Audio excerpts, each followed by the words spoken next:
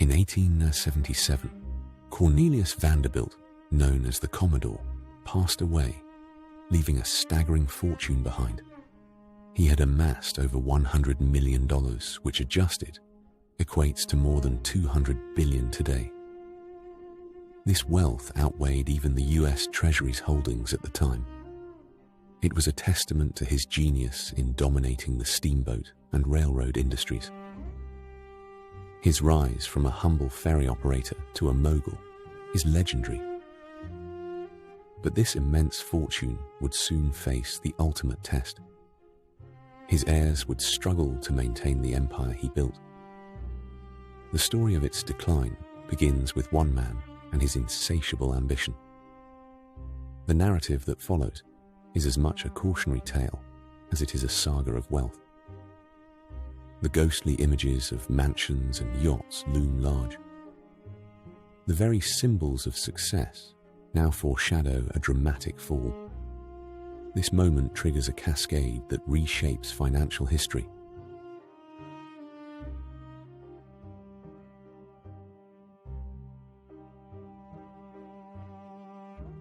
Cornelius Vanderbilt's journey from rags to riches set the stage for an empire. His strategy was simple: crush competition and expand rapidly. During the gold rush, he gained wealth by dominating the steamboat industry. By the 1860s, he had shifted his focus to railroads, particularly the New York Central. His vision transformed transportation, connecting cities and reshaping the economy. Bypassing rivals and breaking barriers became his trademarks. Vanderbilt's ruthless tactics are both admired and feared. The infrastructure he created laid the foundation for modern commerce.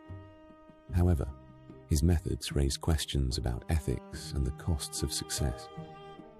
As fortunes grew, so did the scrutiny of his aggressive practices. The seeds of greatness were sown, but they carried inherent risks. This precondition was crucial for the empire's staggering rise and impending fall.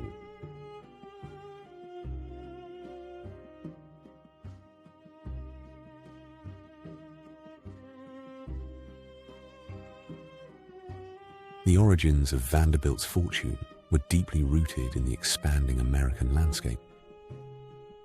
The burgeoning railroads and industrial prowess of the 19th century offered fertile ground.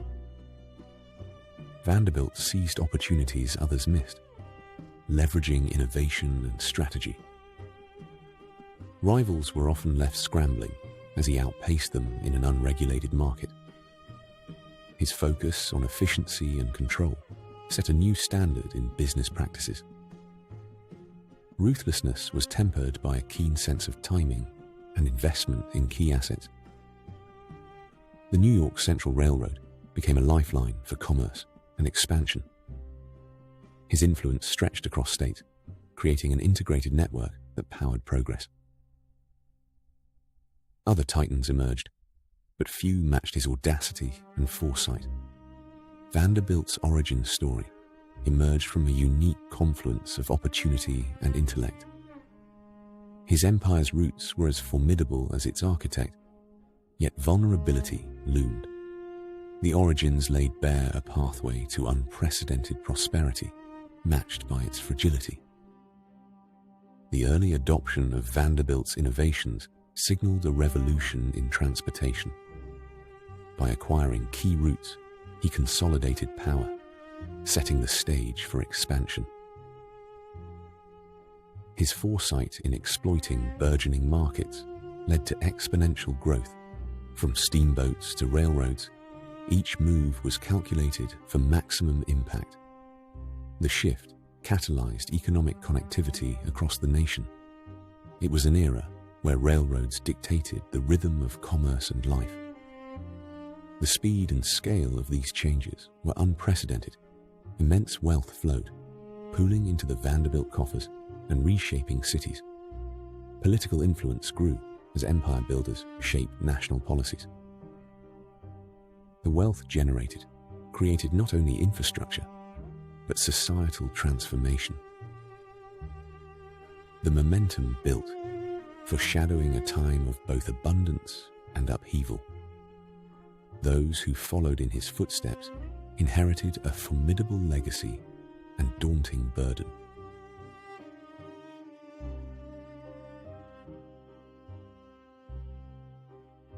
At the core of Vanderbilt's mechanism for success was relentless expansion. His empire's strength lay in its sheer breadth and integration of assets. The New York Central Railroad stood at the center of this strategy. Its reach extended like veins throughout America's industrial heartland. Central to his method was a firm grip on crucial transport routes. Control translated to power in the burgeoning economy. Every mile of track counted. The financial mechanisms employed were as complex as they were effective. The system swelled, bringing immense returns, yet fostering dependency. The mechanisms in place began to reflect vulnerabilities as well. Speculation and investments outside core business areas began to crack the foundation. The mechanisms facilitated surprising synergy, but hid silent perils. Protection against collapse was not as robust as the facade suggested.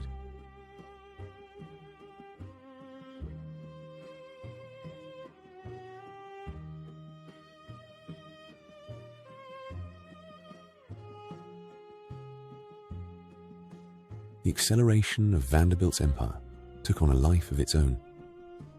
Financial markets reacted to every move as stocks soared and fell with whim. The wealth amassed underscored America's Gilded Age, dripping with opulence. As sons of the Commodore inherited control, extravagance knew no bounds. William Henry Vanderbilt doubled his father's wealth, pushing limits further. Extravagant homes like the Breakers and the Biltmore embodied extreme wealth. Lavish parties and European social status defined this era's absurd extravagance. The pursuit of leisure transformed wealth into objects of art and architecture. However, the insatiable appetite for luxury masked a hollow core.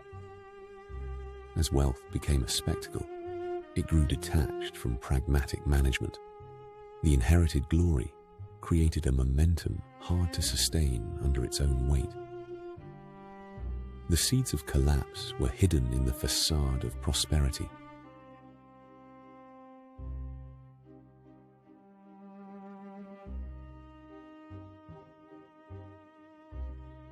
Normalization came as the Vanderbilt Empire engaged in routine lavishness.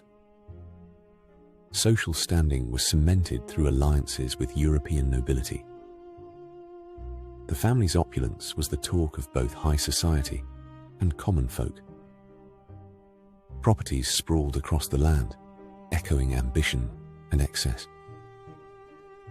The normalization of such wealth blinded many to its looming transience. Building mansions could not shield against an unsustainable financial path.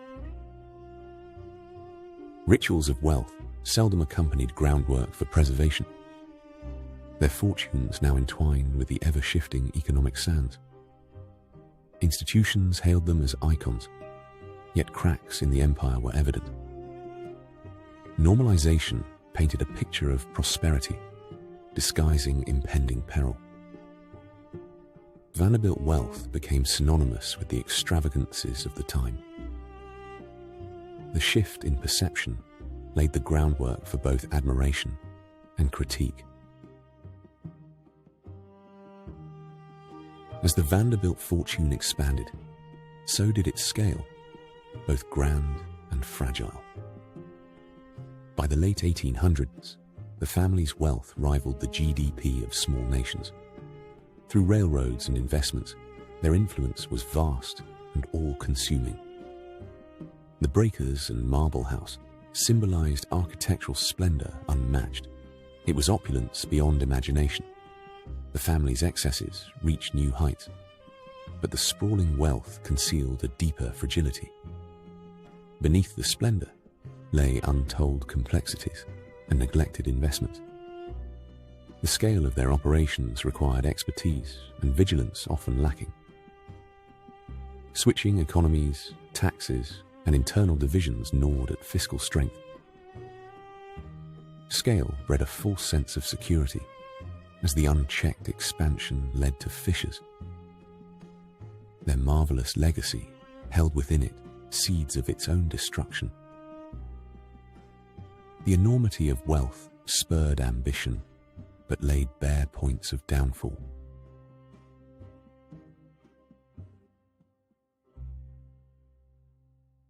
The power centers of the Vanderbilt Empire were vast and influential. The New York Central Railroad stood as a pillar among the giants of industry. Philanthropic endeavors, including the founding of Vanderbilt University, highlighted reach. Political ties bolstered social standing and economic influence across states. However, reliance on a few power centers made the fortune vulnerable. Concentration on specific sectors ignored diversification's necessity. The power centers commanded respect but masked areas of frailty. The very structures that symbolized dominance contributed to eventual decay. Art. As heirs indulged in their wealth, strategic oversight waned. Authority remained centralized, but the ability to pivot was weakened. Infrastructure built on power needed agility. Without it, rigidity spelled trouble. The elegant grandeur of power centers soon became their Achilles heel. Points of fragility emerged as the Vanderbilt fortune creaked under its own weight. Economic changes in the late 19th century sparked shifts in the financial landscape. Over-reliance on railroads in a diversifying economy became evident. Speculative investments and lack of protective mechanisms exposed vulnerabilities. Descendants divided wealth among numerous heirs, diluting financial strength. The family's massive estates, symbols of lavishness, became liabilities. Poor financial education exacerbated the dwindling of their fortune. The absence of trusts or structured wealth management played a critical role. Market shifts and taxes further strained an already fragmented empire. As industries evolved, outdated business models faltered under pressure. The seemingly invincible empire faced cracks that would lead to collapse.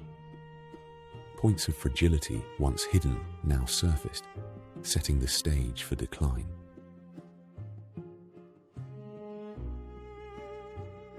Exposure and stress tested the once indomitable Vanderbilt Dynasty. As the 20th century dawned, the family's vast fortunes faced unprecedented pressure. The estate was divided among descendants, each stake smaller and less significant. Yachts, art collections, and lavish lifestyles eroded core investments. The disappearance of protective financial structures exposed them to economic downturns. Stress compounded as heirs clashed over dwindling assets and mismanagement. The extravagant spending of previous generations left a legacy of debt and dissolution. Maintaining grandeur without strategic renewal proved a costly endeavor. By the 1970s, at a Vanderbilt reunion, no millionaires remained among them. This decline is a powerful emblem of the dangers of unchecked excess. The stress on legacy wealth laid bare lessons on sustainability and foresight. A rise to glory was met with an inevitable, stark downfall. Why does the Vanderbilt saga still resonate today? The cautionary tale holds vital lessons on wealth management and foresight. Inheritance without planning led to one of history's greatest financial declines. Contrast this with the Rockefellers, who preserved wealth through deliberate structuring. The concept of generational wealth, both a blessing and a curse, resonates universally. Gloria Vanderbilt rebuilt through fashion, yet much of the empire dissipated. Biltmore Estate remains a vestige of former glory, thriving as a tourist landmark. Modern descendants like Anderson Cooper caution against the weight of vast fortunes. The saga underlines the need for education in financial responsibility. Trusts, diversification, and teaching resilience are crucial to preserving wealth. From epic wealth to cautionary emblem, the story still shapes conversations today. The timeless warning endures. Fortune can vanish if not guarded with wisdom.